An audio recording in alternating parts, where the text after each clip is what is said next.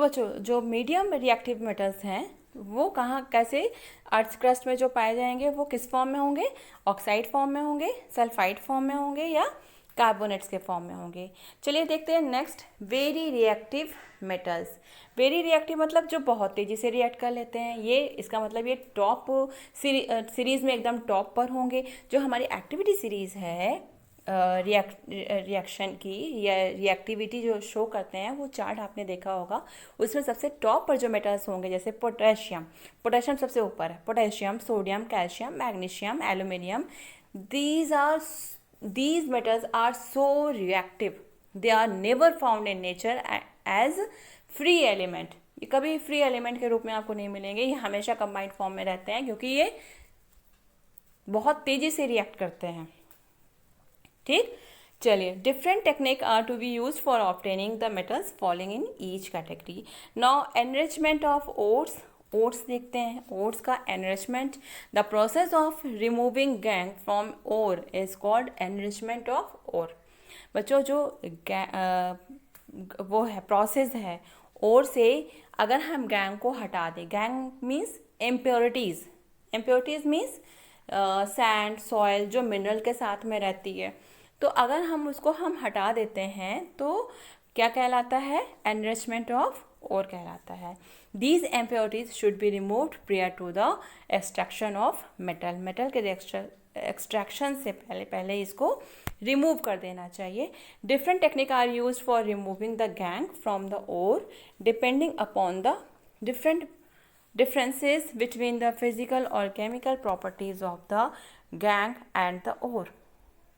बच्चों गैंग को जो ओर से गैंग को हटाने के लिए बहुत सारी डिफरेंट टेक्निक यूज़ की जाती है और डिपेंड करती है किस पर, डिपेंडिंग अपॉन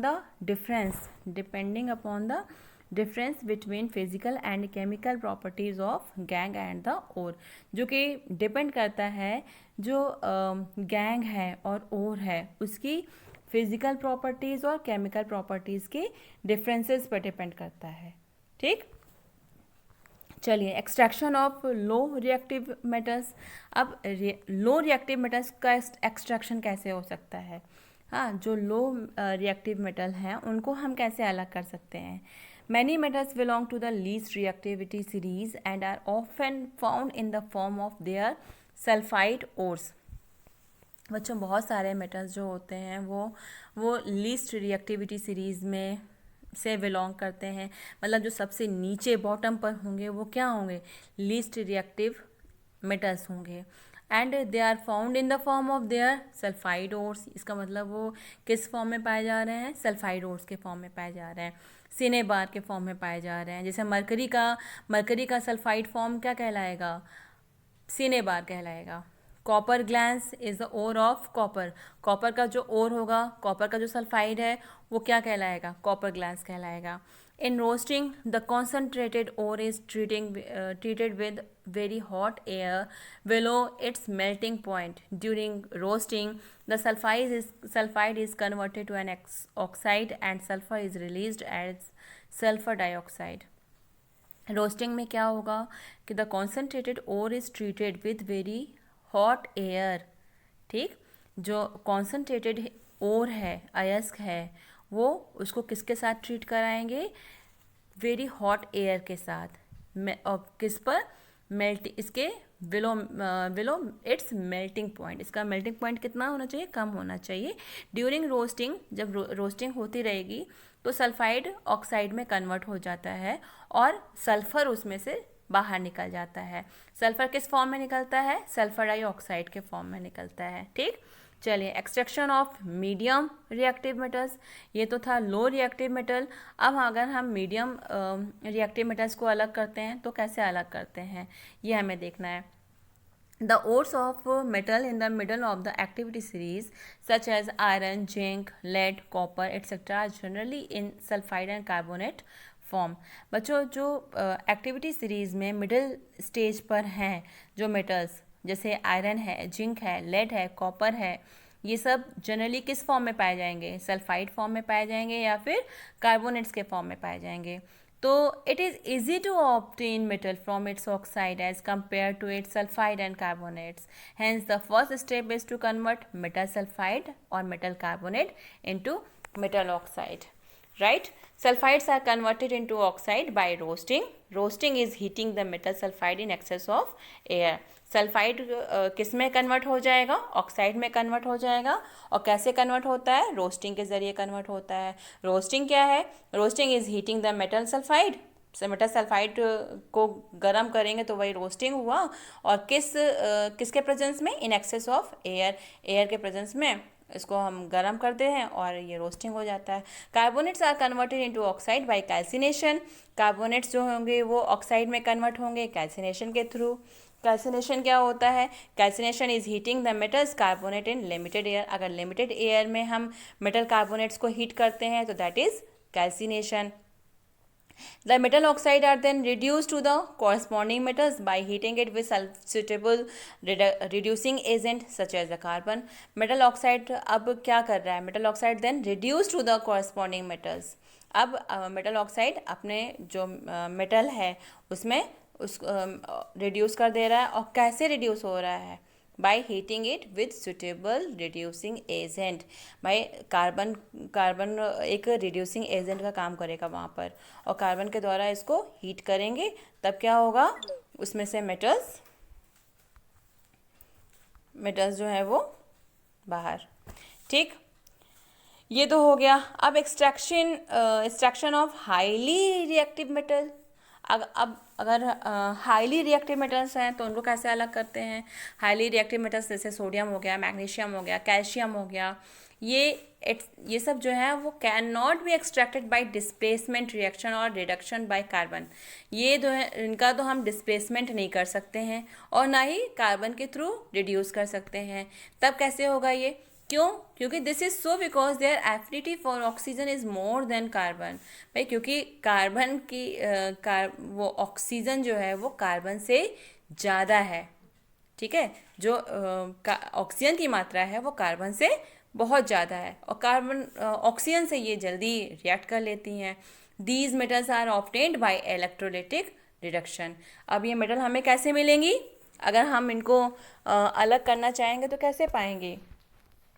इनको हम इलेक्ट्रोलिटिक रिडक्शन के थ्रू पा सकते हैं. ठीक, अब देखिए रिफाइनिंग क्या होता है. Refining metals extracted by reduction process are not very pure. अब हमें जो रिडक्शन प्रोसेस से मेटल्स मिल रहे हैं वो क्या है? वो प्योर नहीं है. जो मेटल हमें रिडक्शन प्रोसेस से मिल रहे हैं वो प्योर नहीं है. They contain impurities. इसका मतलब वहाँ पर इम्प्योरिटीज़ हैं. The most widely used method for refining impure metals is electrolytic refining. जो सबसे ज़्यादा यूज़ की जाती है रिफाइन करने के लिए इम्प्योर मेटल्स को, उसको हम क्या कहते हैं? इलेक्ट्रोलिटिक रिफाइनिंग कहते हैं. जैसे बहुत सारे मेटल हैं जैसे कॉपर, जिंक, सिल्वर, गोल्ड, इन सब को दे आर रिफाइंड इलेक्ट्रोलिटिकली. ये सब कैसे रिफाइंड होते हैं? इलेक्ट्रोलिटिकली रिफाइंड किए जाते हैं by electrolyte. In this method, a cathode is made up of pure metal and anode is made up of impure metal. अब देखिए क्या होता है कि इस मेथड में कैथोड जो होता है वो प्योर मेटल का बना होता है और एनोड जो होता है वो इम्प्योर मेटल का बना होता है. और electrolyte is the salt solution of the same metal. आपको पता ही है इलेक्ट्रोलाइट क्या होता है. इलेक्ट्रोलाइट जो होता है वो सॉल्ट सोल्यूशन होता है सेम मेटल का. When current is passed through electrolyte, pure metal from anode is dissolved in electrolyte and same amount of pure metal will deposit at cathode. जब करंट इलेक्ट्रोलाइट के through pass किया जाता है तब क्या होगा? जो प्योर मेटल होगा वो एनोड से pure metal from anode is dissolve in electrolyte. जो एनोड से प्योर मेटल निकलेगा वो इलेक्ट्रोलाइट में डिजॉल्व हो जाएगा, मिल जाएगा, घुल जाएगा उसमें जाकर. And same amount of pure metal और सेम अमाउंट जितना प्योर मेटल एनोड से निकल कर डिज़ोल्व हुआ है उतना ही अमाउंट में प्योर मेटल क्या होगा? कैथोड पर जाके डिपॉजिट हो जाएगा, कैथोड पर जाके इकट्ठा हो जाएगा. The soluble impurities also dissolve into the solution along with metal. जो इतनी सॉल्युबल इम्प्योरिटीज़ हैं वो भी मेटल्स के साथ में जाकर सॉल्यूशन में घुल जाएंगी। The insoluble impurities settle down at the bottom of the anode and are known as anode mud। भैया जो घुल जाती हैं वो तो घुल गई, जो नहीं घुलती हैं जैसे जो इनसॉल्युबल इम्प्योरिटीज़ होंगी वो बॉटम में जाके बैठ जाती हैं, ठीक है, तली में जाके बैठ जाएंगी। और bottom of the anode, anode के तली में जाकर बैठ जाती हैं, सेटल डाउन हो जाती हैं, और इसको हम कहेंगे एनोड मड। ठीक, तो बच्चों आज आपने देखा कि अकरेंस ऑफ मेटल्स के बारे में पढ़ा, मेटल्स की रिफाइनिंग के बारे में पढ़ा, और साथ ही साथ मेटल्स की एक्सट्रैक्शंस के बारे में भी पढ़ा। ठीक, अब इन सब टॉपिक को आप अच्छे से अच्छे से आपका, आई होप आपका क्लियर हो गया होगा सारे टॉपिक्स। तो बच्चों अगर आपको ये वीडियो पसंद आता है तो इस वीडियो को और बच्चों तक भी पहुंचाइए, जिससे और बच्चे भी इसको देख सकें। और इस समय ऑनलाइन स्टडी ही हमारे लिए बेहतर है, तो इसको फॉलो करते हुए और बच्चे भी इसका फ़ायदा उठा सकें। Thank you class.